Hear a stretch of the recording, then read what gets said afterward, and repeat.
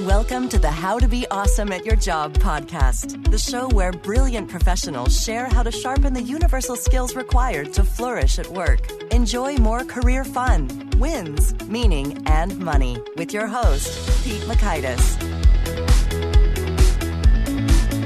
Hello, and thanks so much for joining us here for episode 369 with Dan Schawbel. And Dan is talking about what it takes to get back to human, how we're using technology appropriately and inappropriately, and what should be done optimally. So you'll learn 1, how to set career expectations, 2, some tips for increasing productivity and improving work relationships, and 3, how and when to use technology to improve those relationships. So if you would like to take a look at the show notes or the transcript or the links to items we've referenced, you'll find that on over at awesomeatyourjob.com/ep369. While at awesomeatyourjob.com, I encourage you to check out some cool stuff. One cool thing I'd point you to is the Gold Nugget email list, which summarizes the wisdom from Dan and all the 368 guests who've come before him and those to come after in a bite-sized email you can read in about 2 to 5 minutes, as well as access to the vault, the archive of all such summarized tidbits. That's called the Gold Nuggets over at awesomeatyourjob.com. Now here's Dan's story. Dan Schawbel is a New York Times bestselling author, partner and research director at Future Workplace, and the founder of both Millennial Branding and WorkplaceTrends.com. Through his companies, he's conducted dozens of research studies and worked with major brands including American Express, GE, Microsoft, Virgin, IBM, Coca-Cola, and Oracle. Dan has interviewed over 2,000 of the world's most successful people, including Warren Buffett, Anthony Bourdain, Jessica Alba, Arnold Schwarzenegger, and me one time. So that's pretty cool to be in that lineup. He's the host of the 5 Questions with Dan Schawbel podcast, where he interviews a variety of world-class humans by asking them 5 questions in less than 15 minutes. In addition, he's written countless articles for Forbes, Fortune, Time, The Economist, Harvard Business Review, and others that have a combined generated 15 million page views. Dan has been profiled or quoted at over 2,000 media outlets and has been recognized on several lists, including Inc. and Forbes magazine's 30 Under 30. Big thanks to Dan for sharing his wisdom with us, and big thanks to our sponsors. Check them out. One sponsor to check out is Harvard Business Review. This brilliant magazine, published at hbr.org, is the leading destination for smart management thinking. Fun fact, HBR has been mentioned in 108 episodes of the show. That's because HBR has great stuff that comes up often. They've got explainer videos, podcasts, real-world case studies, and much more.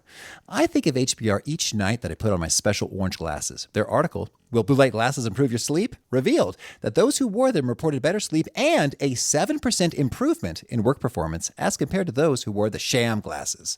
So I cite HBR anytime anyone tells me that I look silly wearing them. Now, much of HBR's content is available for free when you sign up at their site. Subscriptions that get you unlimited content cost $10 a month. If you visit hbr.org/subscriptions and enter the promo code AWESOME, you can save 10% off of that subscription. Again, to save 10% off of your HBR subscription, go to www.hbr.org/subscriptions and enter the promo code AWESOME. And big thanks to our sponsor, Acorns. Acorns makes it easy to start automatically saving and investing for your future. You don't need a lot of money or expertise to invest with Acorns. In fact, you can get started with just your spare change. Acorns recommends an expert-built portfolio that fits you and your money goals, then automatically invests your money for you. NerdWallet.com, whom I love on these sorts of matters, gives Acorns a whopping 4.7 stars and says, quote, if you want to make the most of your spare change, there's no better place to do that than Acorns. Head to acorns.com/awesome or download the Acorns app to start saving and investing for your future today. And we got a legal disclaimer here. It may not be representative of all clients. Tier 1 compensation provided. Compensation provides an incentive to positively promote Acorns. View important disclosures at acorns.com/awesome. Investing involves risk, including the loss of principal. Please consider your objectives, risk tolerance, and Acorns' fees before investing. Acorns Advisors LLC, Acorns, is an SEC-registered investment advisor. Brokerage services are provided to clients of Acorns by Acorns Securities LLC, member FINRA/SIPC. For more information, visit acorns.com. Now, here's Dan. Dan, thanks so much for joining us here on the How to Be Awesome at Your Job podcast. I am very excited to be here, my friend. Well, I want to hear the story. You recently conquered a fear of heights in Costa Rica. What's the backstory there? I was really anxious going to Costa Rica. I was watching all of these videos on YouTube of people canyoning and ziplining, and I had so much fear. I've been afraid of heights my whole life. My friends that I went with, they've done some crazy things in their life. You know, my friend Pete, he has ziplined in various places in the world. Mm. And then my other friend, we call him the crazy Russian, Slava.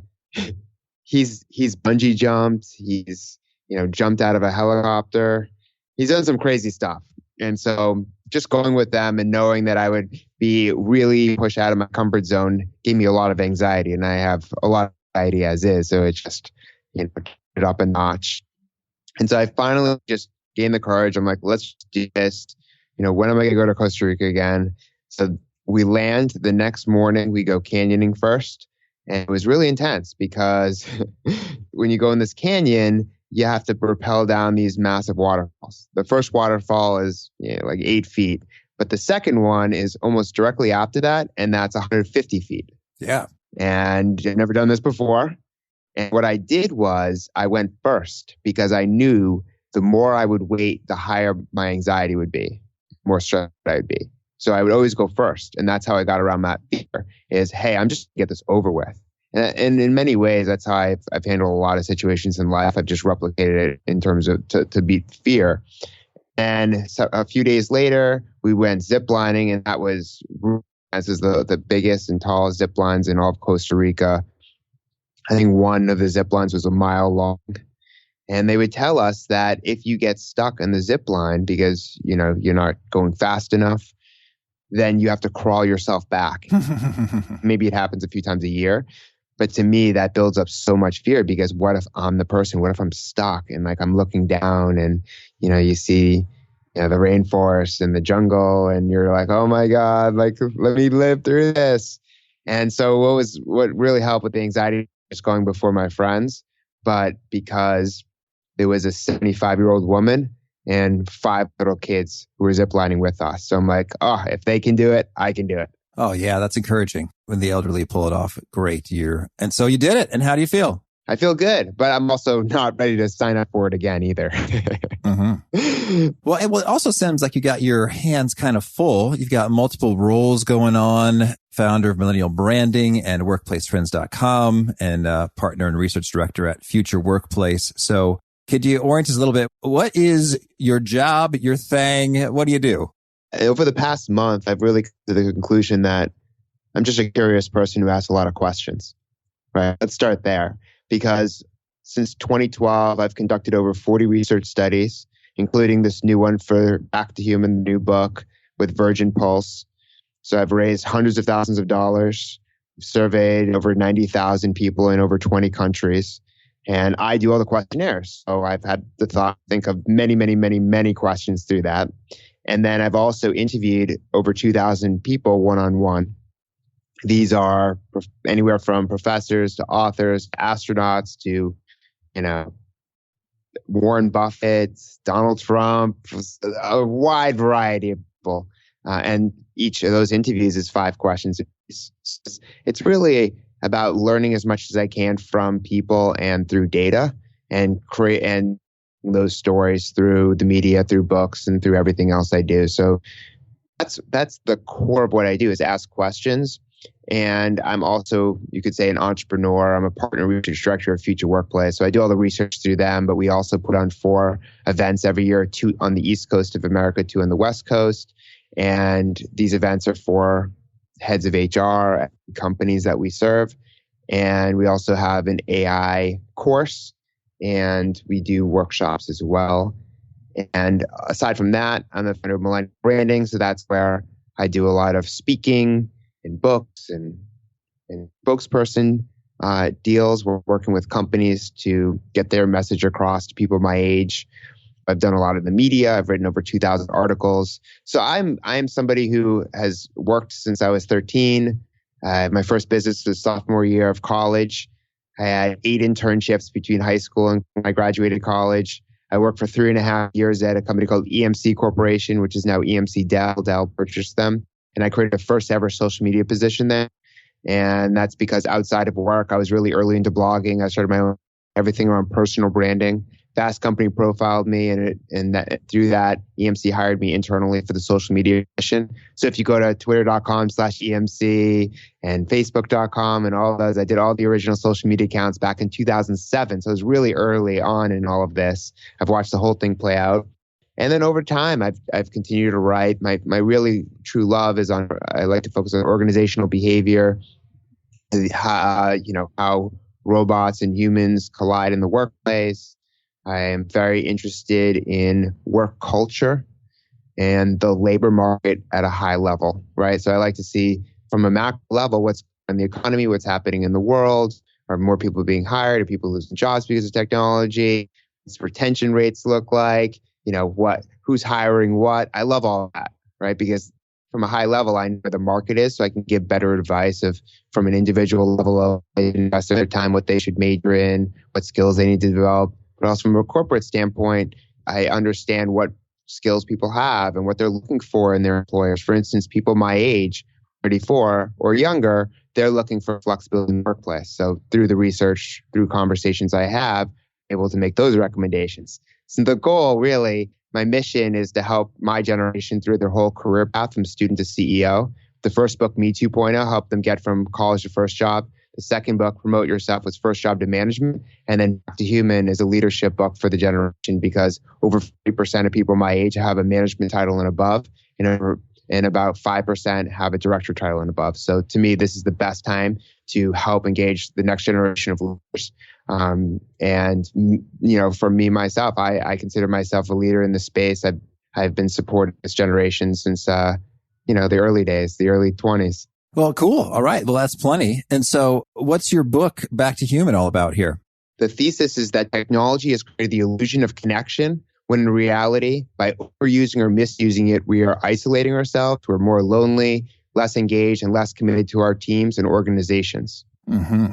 People can all relate to this. The average person checks their phone every 15 minutes. We tap our devices over 2,600 times a day. We're constantly using the technology. We're not even thinking about using it. And you see this everywhere we go.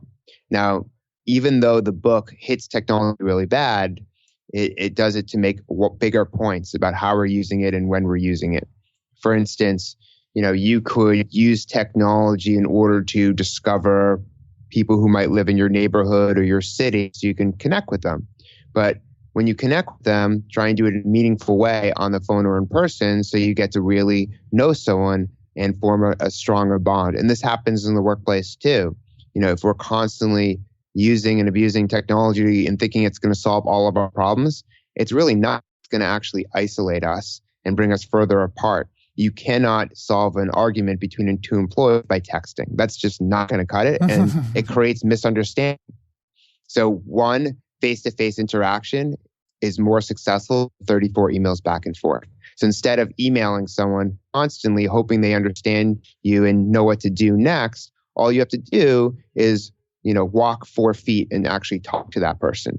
So because of the overuse and misuse of technology in our society and the workplace, people are using it as a crutch and avoiding face-to-face conversations that are necessary in order to establish relationships that are required for long-term success and happiness. And can you point to, I guess, a little bit of the mechanism or the line of causality or the evidence that says that, hey, this technology is in fact causing isolation and disengagement? Yeah, it's actually in the study I did with Virgin Pulse for 2,000 managers and employees in 10 countries. We found that almost 50% of an employee's day is spent using technology to communicate over in person. And what's happening with those employees is that they feel lonely always or very often as a result of overusing that technology. This is a big issue, especially in a world where it is much more dispersed. You have more people working from home than ever before. So a third of the workforce works from home, but 2/3 of those people are disengaged. Because if you're always working from home full time, and I work from home, it's been almost 8 years working from home, you can become isolated and lonely because you're not having human contact. So what's really fascinating is we've focused on all the benefits of working from home and tons of research around the benefits that you get, the freedom and flexibility, you save commuting costs, but not enough people are talking about the drawbacks.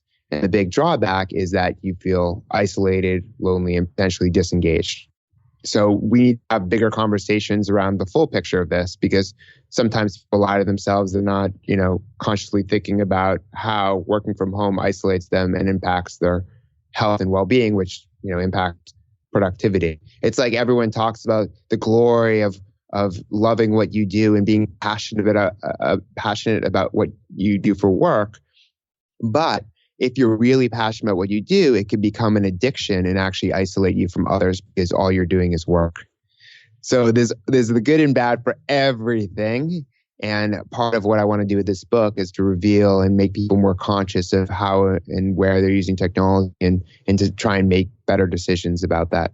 Yeah, I guess what I'm wondering is the extent to which the working remotely thing is causality versus correlation, insofar as, some people who want to work from home aren't super attached, to their coworkers. Like, they won't miss, like, oh, I'm so sad that I will not see these people on a regular basis, as opposed to, it's causing it. It's like, oh man, I'm out of the loop. So are you talking about people who are working entirely remotely, or sort of the once or twice a week work from home crowd?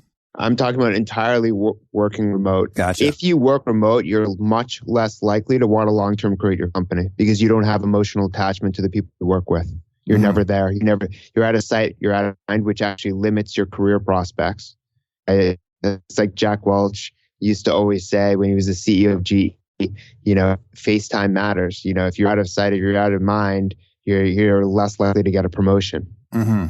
Okay, gotcha. So these are fully remote workers. Yeah, so I'm talking about a fully remote worker, and a third of the population works remote always or very often. So it's happening. Look at a company like Aetna, over half the workforce works remote full time. Mm-hmm. So, other companies fall into this as well. And that's why you see there's a big backlash too. You have Yahoo, Best Buy, Reddit, and various other companies like Honeywell that have forced employees to come back into the office. Now, they've forced employees to come back to the office full time, whereas Aetna says, hey, you can work remote full time. And what I'm saying is more or less what you're trying to get to is, let's do extremes here. Mm-hmm. Let's kind of meet in the middle and let's customize work based on your individual needs. So it's crazy. Like, I interviewed 100 young leaders for my book, and at least 7 of them are having kids this year. There's 1 million new millennial moms per year. So if you're having kids, you need some degree of flexibility, right? Mm-hmm. And as if someone's single or someone's older, the benefits they need and the work they want is going to be a little bit different, right? You're going to care much more about retirement benefits if you're 60 than 23. You're going to care about flexibility in some regard, regardless of age. But if you're younger, maybe you want flexible hours or telecommuting. Whereas if you're older, you want, some other degree of flexibility. Like if you have kids, you want parental maternal leave. That's becoming a really hot benefit for many. Netflix gives unlimited. So I think it depends where you are in your career life cycle, what you're looking for at that time and what your needs are, and then having a company and a manager step up and really lead by exhibiting empathy and understanding your situation and trying to create a good situation for you. Mm-hmm. Okay. Well, so then digging into some of the content of the book, you sort of suggest starting off by focusing in on fulfillment. What does that mean and look like in practice? And what are some of the alternatives that people focus on instead? Great question. Life is too short and work too many hours not to be fulfilled at work. The average work week is 47 hours for a full-time salaried employee and 43 for an hourly worker. We're spending so much time at work. Anytime I stand in front of an audience of 50 to 6,000 recently, I always say, how many of you respond to work emails on vacation? And it's like 99% say they do. Mm-hmm. So we're always kind of working now. And there's an expectation, especially in the United States, that we're, working 24/7, which can be unhealthy and lead to burnout. But the reality is, if you do not like your work or you have a toxic work environment where you don't get along with your colleagues and managers, it's going to affect your personal life. This is why I put such an emphasis on improving the workplace, making people have healthier work environments, because if you don't have a good employee experience, it's bad for the company. And it could be bad for your relationship with the people you're closest with, because you're going to be complaining about work outside work all the time. Right. Yeah. I put a huge emphasis on this. And what I said in the book is you really have to focus on your fulfillment first. It's like, if you're on a plane, they always say, take care of yourself before you, if there's going to be a crash, take care of yourself before, your fellow passengers. Same thing with fulfillment. You got to get your stuff right, because then you'll be optimistic, you'll be happy, you'll be able to inspire and support people at a higher level. So you got to get your stuff right first before you help others. And the best way to start doing this is defining what makes you fulfilled, and think about, what you've enjoyed in the past, what you think you're good at, your values, what your previous accomplishments and experiences tell you. Really zone in on, what you're supposed to be doing. And by the way, this doesn't happen in one day. It's not like you wake up magically, what makes you fulfilled. It's being thoughtful, taking notes. A lot of people keep journals now. I think that's really smart, to write down how you feel but when you do certain activities. Really narrowing that down is so important. And then, I think what happens in our society is people get distracted by technology. They get derailed from their own fulfillment. They try and live up to the expectations of others when we really have to take a step back and focus on ourselves, and then our team second. Okay. Well, a couple things I want to dig into there. One, I'm a sucker for data. So that 47-hour figure. So this is in the United States, those who are full-time salaried position. Yep. And that does not include the commute. That is just straight up work time. Straight up work time. And that's by Gallup. That's a Gallup study from 2014. Okay. Gotcha. And I'm wondering if it's the mean or the median, but I'll look it up on my own. Either way, it's striking. 47 is a lot more than 40. Oh, and here's another one. A third of people work on weekends. I'm a data nerd, by the way. I'm getting closer to over 8,000 research reports since I was a recent college graduate. So I'm like really invested in this. I've cataloged all the research over the years because I'll tell you why I like research so much. Because when I was younger, there was so much ageism because I had a career blog. Mm-hmm. People were like, what do you know about having a great career? You're 22. So I started early, and I learned how to internships, get a job, sell myself, build my personal brand. I knew all that early on. It's still a lot of ageism. So I used data in order to combat ageism. Hey, you don't believe me? I'm going to point to data that you trust. So now you be more seriously. So I always use data as a way to deflect ageism. And then in 2012, I had a great opportunity to analyze 4 million millennial Facebook profiles.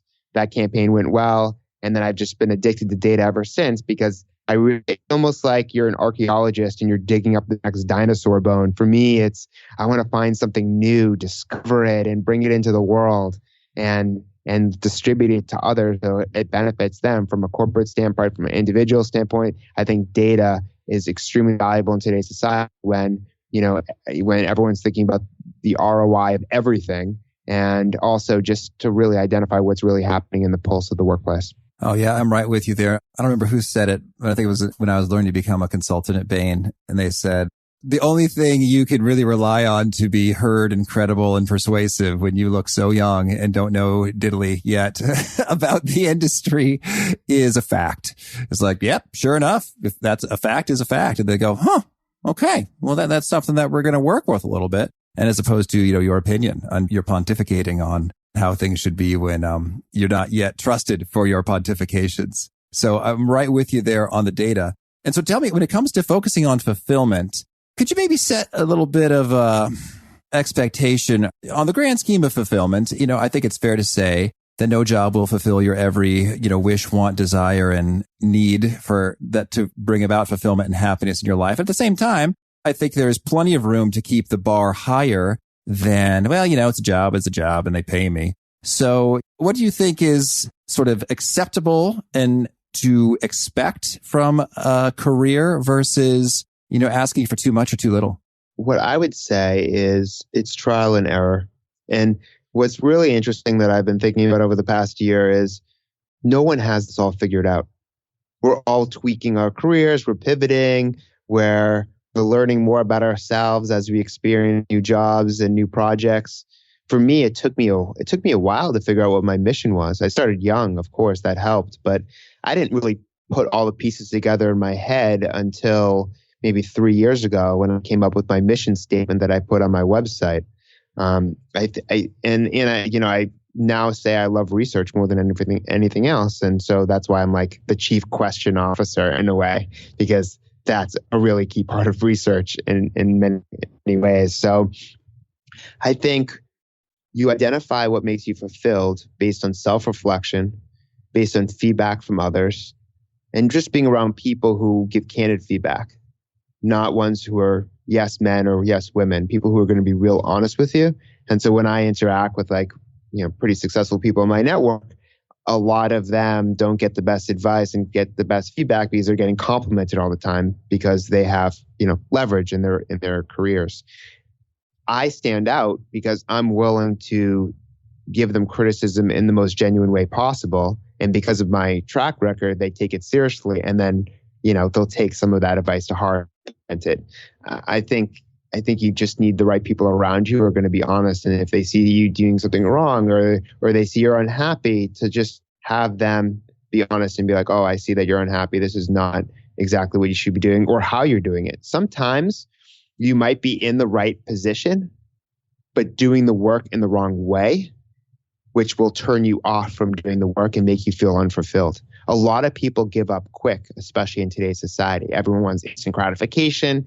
They build up all this in their head, that this job's going to be perfect and they're going to be so happy, and they're unwilling to work to ensure that they have, maximize their day, fulfills their personal and professional needs and are fulfilled overall.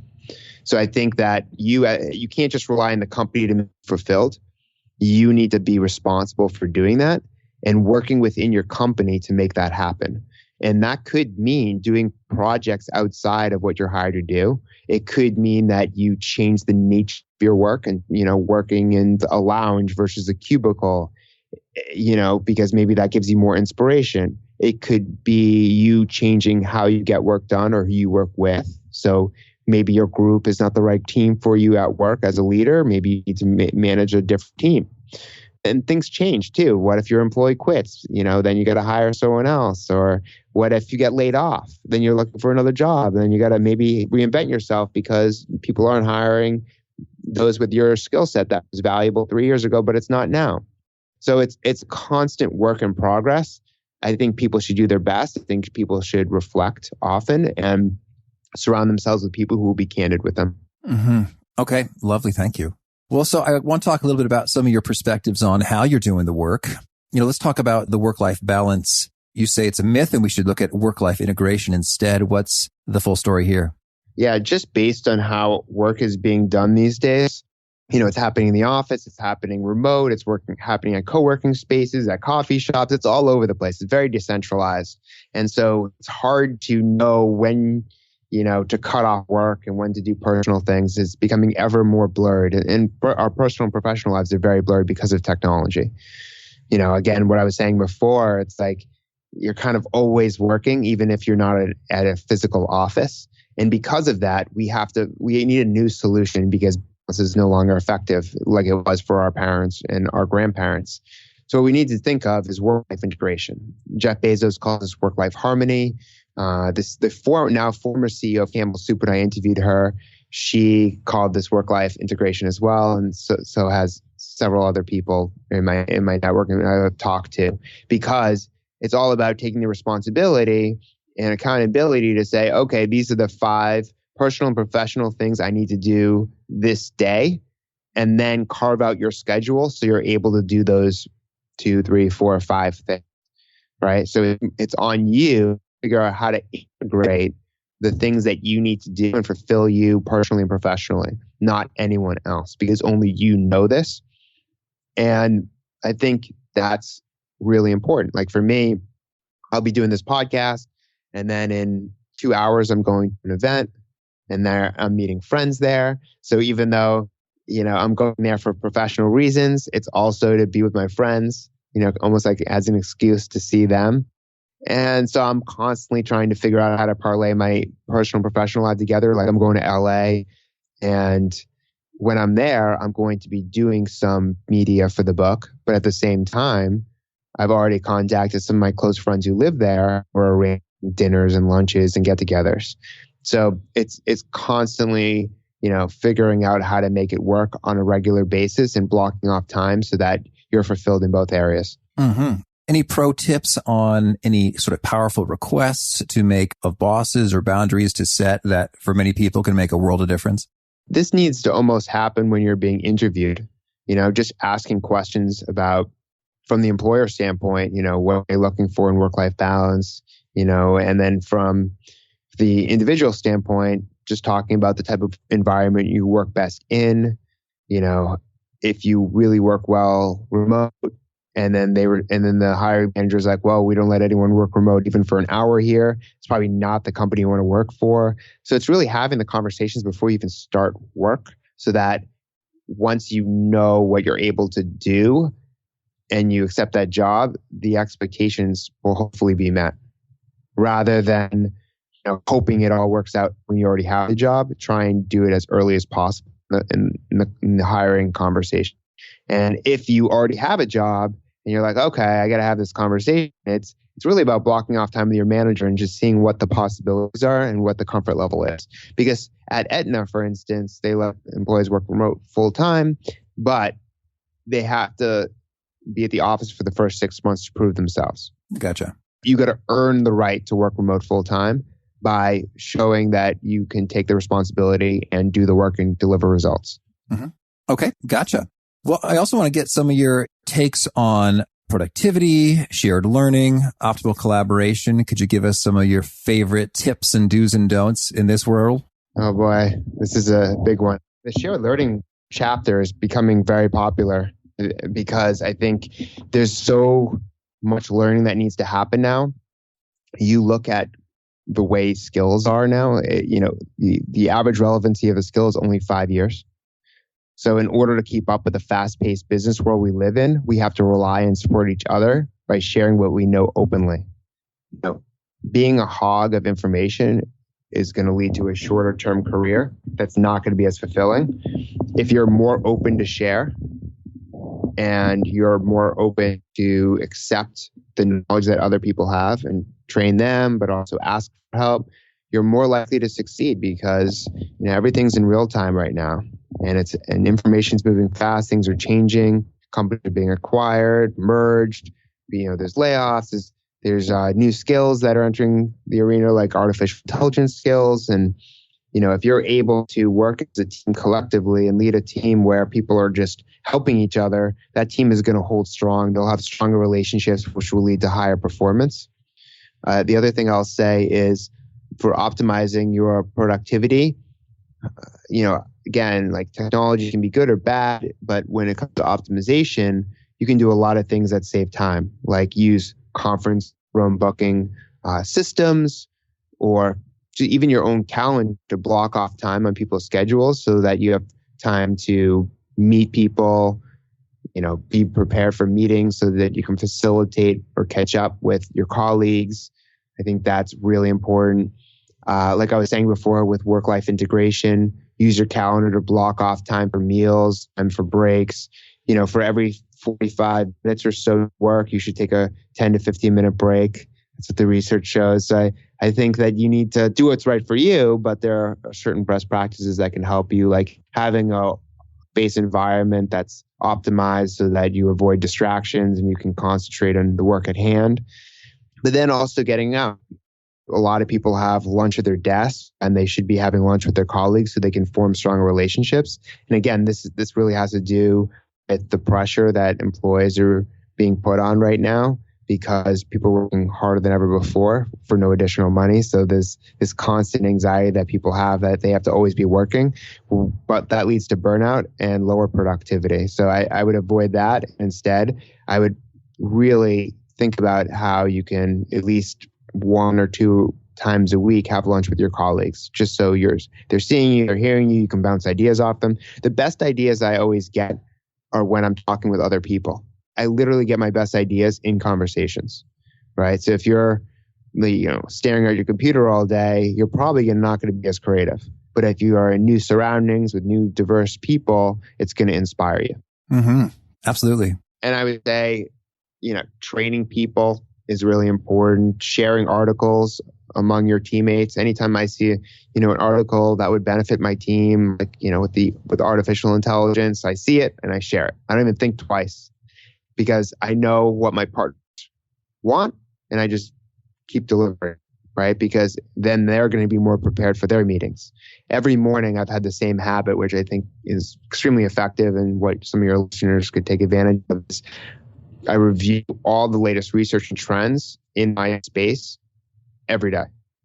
So then when I have meetings during the day, or I'm speaking or I'm doing something, or I'm looking at things that I learned about 4 hours before, I become extremely relevant because I'm always looking at these trends regularly, and things are changing so fast. So I almost can't avoid doing that now.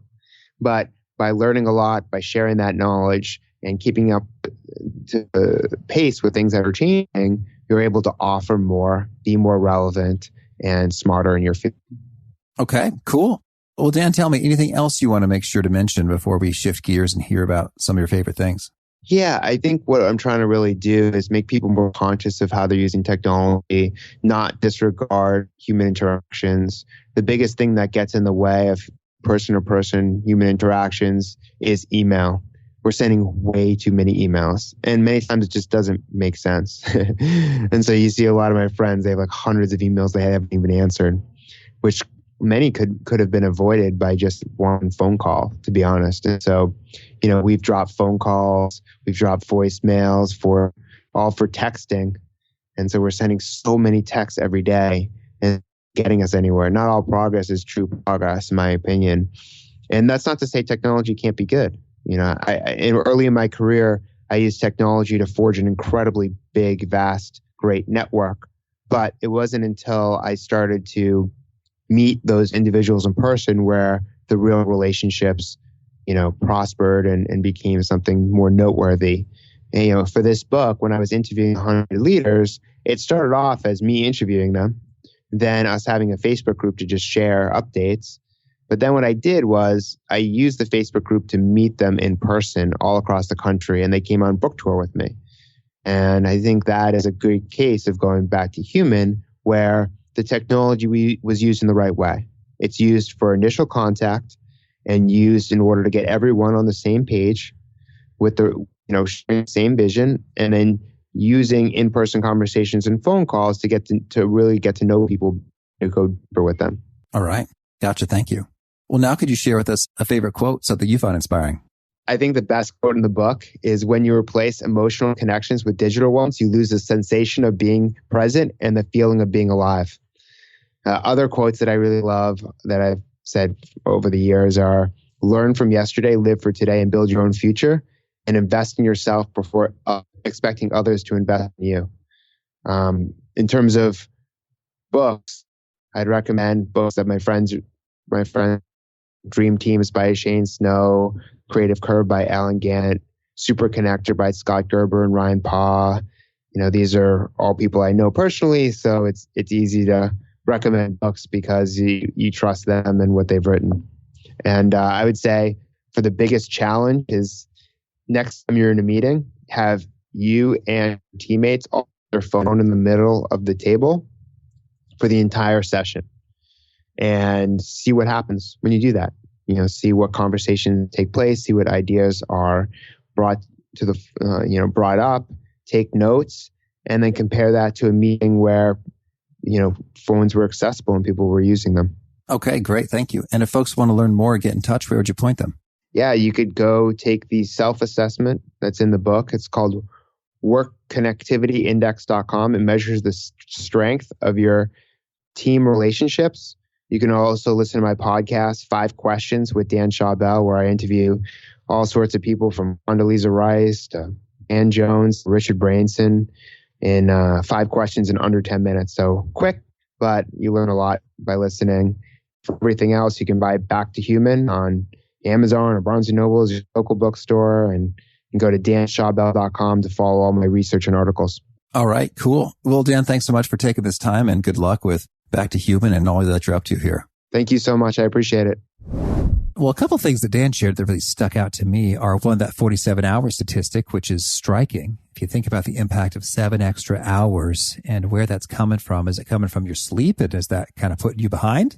Is it curtailing some family time? And are they 7 hours that you enjoy? Could a more productive, efficient selection of your activities or approach to doing those activities end up slashing the time back down to 40? And so that just sort of sparks a lot of interesting questions for me. Take a close look at your calendar and see how that's unfolding there, as well as just to think through When would dropping by and chatting human to human be superior move to email? If we all have too much of it and we're kind of overwhelmed by it and we're suffering in human relationship connectivity, as Dan suggested, when might you choose to substitute that face-to-face chat in place of an email? Good food for thought from Dan. Hope you dug that and more. The show notes, the transcript, the links to items we've referenced is at awesomeatyourjob.com/ep369. If you haven't already, I hope you'll push the subscribe button. You'll hear from our next guest. He is fascinating. His name is Jack Nasher. He is a professor who's quite distinguished, as well as a magician, or a mentalist, as they're called. And he has got a world of insight into how do we perceive competence and how can you be perceived as being more competent, influencing that equation. Fascinating, original stuff I have not heard before. So I hope to catch you there. And peace. Thanks for joining us for today's episode. To get the most out of this conversation, visit awesomeatyourjob.com to find today's show notes, transcript, and infographic summary cheat sheet. For more entertaining professional skill sharpening, be sure to subscribe to catch the next episode of How to Be Awesome at Your Job.